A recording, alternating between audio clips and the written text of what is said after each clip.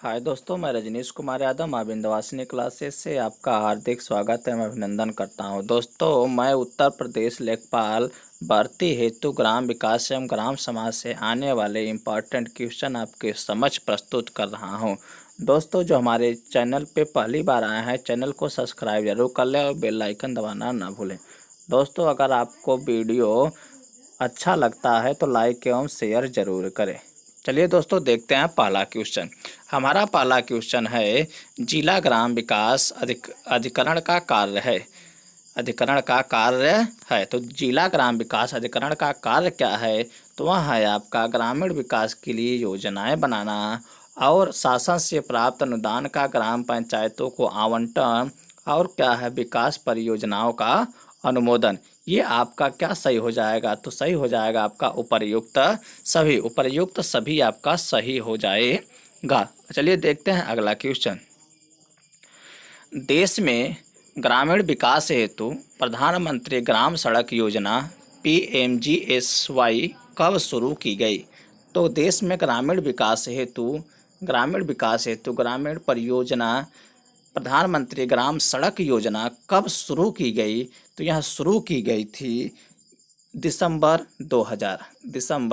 2000 ईस्वी में। ऑप्शन दिसंबर 2000 सही हो जाएगा। अगला क्वेश्चन देखते हैं दोस्तों।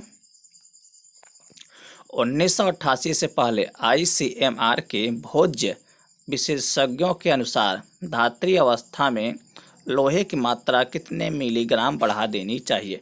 तो कितने मिलीग्राम बढ़ा देनी चाहिए? ये 10 मिलीग्राम बढ़ा देनी चाहिए। आपका 10 मिलीग्राम सही हो जाएगा। चलिए देखते हैं अगला क्वेश्चन। कुपोषण का कारण है। कुपोषण क्यों होता है? तो यह होता है आपका अस्वस्थता के कारण, अस्वस्थता के कारण होता है। अस्वस्थता आपका सही हो जाएगा। चलिए देखते हैं अगला क्वेश्चन। कौन सा विटामिन रिकेट्स रोग से बचने के लिए अति आवश्यक है? तो कौन सा विटामिन रिकेट्स रोग, जिसे सूखा रोग भी कहा जाता है, रिकेट्स रोग को सूखा रोग नाम से भी जाना जाता है, तो वह किस विटामिन से बचने के लिए काम में आता है? तो वह होता है विटामिन डी। अगर आपके पास विटामिन डी की कमी हो जाती है तो आपको रिकेट्स रोग हो जाएगा और सूखा रोग हो जाएगा। तो विटामिन डी आपका सही हो जाएगा। अगला क्वेश्चन। लोहा तत्व की कमी से रोग हो जाता है। लोहा तत्व की कमी से रोग हो जाता है। लोहे की कमी से कौन सा रोग होता है? तो वह होता है रक्ताल्पता। क्या होता है? रक्ताल्पता। ऑप्शन रक्ताल्पता सही हो जाएगा। चलिए देखते हैं अगला क्वेश्चन। थायमिन की कमी से कौन सा रोग हो जाता है? थायमिन की कमी से कौन सा रोग हो जाता है? तो थायमिन की कमी से कौन सा रोग हो जाता है? थायमिन किसका विटामिन नाम है? विटामिन B1 का नाम है। विटामिन B1 का रासायनिक नाम क्या है? थायमिन। B1 विटामिन का रासायनिक नाम क्या है? थायमिन। इसकी कमी से कौन सा रोग होता है? तो यह होता है बेरी। कौन सा रोग होता है? बेरी। ऑप्शन बेरी सही हो जाएगा। चलिए देखते हैं अगला क्वेश्चन। किस तत्व की कमी से पेलग्रा रोग हो जाता है? तो किस तत्व की कमी से पेलग्रा रोग हो जाता है? तो यह होता है आपका किस तत्व की कमी से? यह होता है नियासिन की कमी से। नियासिन की कमी से। नियासिन आपका सही हो जाएगा। चलिए देखते हैं अगला क्वेश्चन।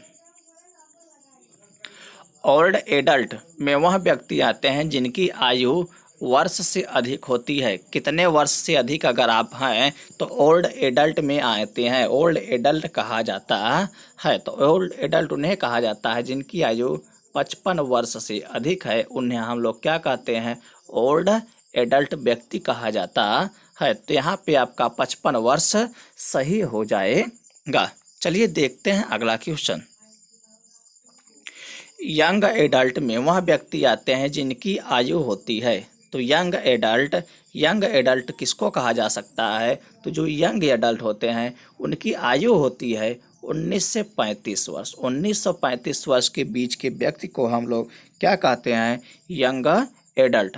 तो 19 से 35 यंग एडल्ट, ये आपका सही हो जाएगा। चलिए देखते हैं अगला क्वेश्चन।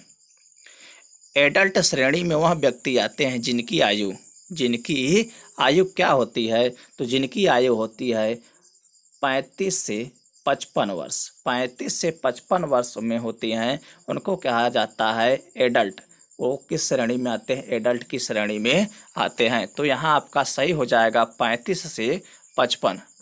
आप अगला देखते हैं, संदर्भित पुरुष का वजन कितना माना जाता है। संदर्भित पुरुष का वजन कितना माना जाता है, तो संदर्भित पुरुष का जो वजन होता है वह 60 किलो माना जाता है। अगर आप 60 किलो के हैं तो आप स्वस्थ, संदर्भित पुरुष को स्वस्थ माना जाता है। ऑप्शन 60 किलोग्राम सही हो जाएगा। चलिए देखते हैं अगला क्वेश्चन।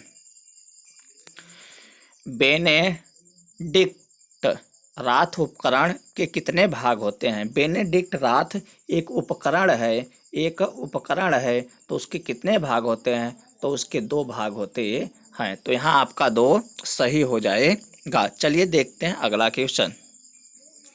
शारीरिक कार्य करने के लिए आवश्यक शक्ति को कहते हैं। तो शारीरिक कार्य करने के लिए आवश्यक शक्ति को क्या कहा जाता है, तो यह कहा जाता है ऊर्जा। यह कहा जाता है ऊर्जा। अगर आपके शरीर में ऊर्जा नहीं है तो आप किसी भी कार्य को कर नहीं सकते, चलिए देखते हैं अगला क्वेश्चन।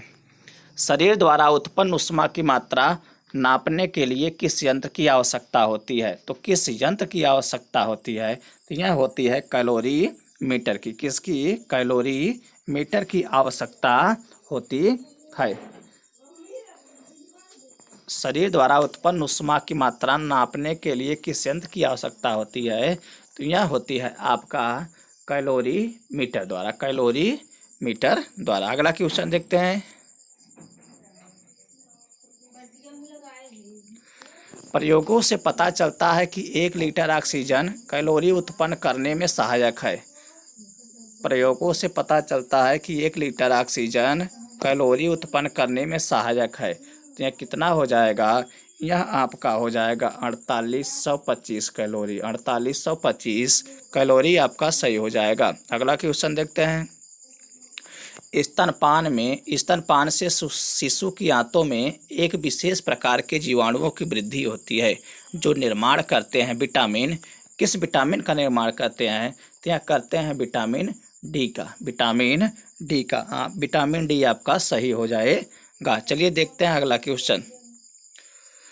ICMR की 1988 से पूर्व की मान्यता अनुसार धात्री अवस्था के 0 से 6 माह तक कितने कैलोरी ऊर्जा की आवश्यकता होती है।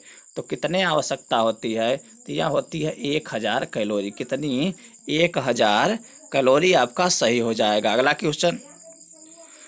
स्वास्थ्य निर्देशन सेवाओं का उद्देश्य है। तो स्वास्थ्य निर्देशन सेवाओं का उद्देश्य क्या है, उचित भाव विकास और अच्छी आदत विकास। यहाँ आपका दोनों, ये आपका दोनों सही हो जाएगा। अगला क्वेश्चन। स्वास्थ्य शिक्षा प्रदान करने की विधि है। तो स्वास्थ्य शिक्षा कैसे प्रदान किया जा सकता है, स्वास्थ्य सप्ताह में और क्रमबद्धता में। ये नहीं कि एक बार गए बस इसके बाद भूल गए। हमेशा हर सप्ताह में आप अपने स्वास्थ्य के बारे में शिक्षा प्रदान कराते रहिए या करते रहिए। तो यहाँ हो जाएगा दोनों आपका सही हो जाएगा। चलिए देखते हैं अगला क्वेश्चन।